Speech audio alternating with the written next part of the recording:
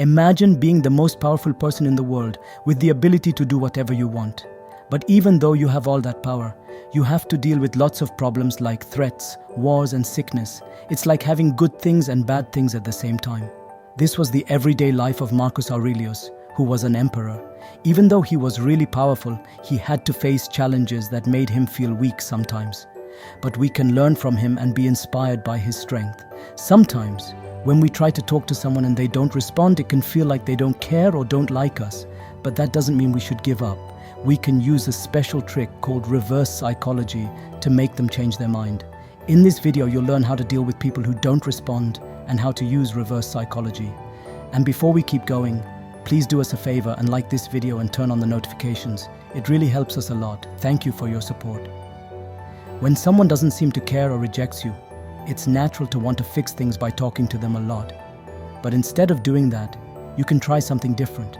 You can choose to stay quiet and not bother them with too many messages or calls. It's not about playing a game. It's about showing that you are in control and independent. Sometimes it's important to take a break and think about things.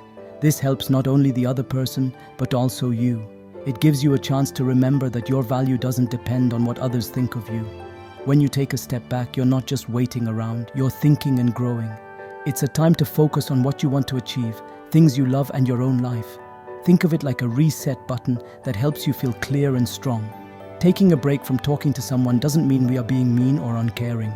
It means we need some space to feel calm and peaceful in our minds. By doing this, we are showing that we value ourselves and we won't keep asking for attention. This is not only freeing, but it also shows that we believe in ourselves and are confident. Think about how your silence can say a lot without using words. In a world where everyone expects quick replies, being quiet can make people curious about you and think you're cool because you seem calm and have lots of things going on in your life. It's not about making someone feel bad or trying to get them to come back to you, but it's showing that you're strong, have goals, and don't need other people to make you feel good about yourself. This plan might not make other people act differently, but it will definitely make you stronger and ready to handle problems in the future. Taking a break from others is a way to take care of yourself and feel good about who you are. It helps you move forward in life with confidence and respect for yourself. When someone tells you that you can't do something, it's not just about proving them wrong. It's about showing yourself what you can really do. Instead of feeling bad about being rejected, you can use it as motivation to get better and overcome challenges. For example, if someone says you're not good at something, you can take that as a chance to practice and get better at it. The goal is not to impress others, but to push yourself and become really good at what you're doing. It's not about showing off, but quietly and consistently getting better and feeling more confident in yourself. Think about how what you do is more important than what you say. You don't have to tell everyone about your plans or how well you're doing. Instead, show them through your actions and the results you achieve. By doing this, you will not only impress others, but also feel proud of yourself.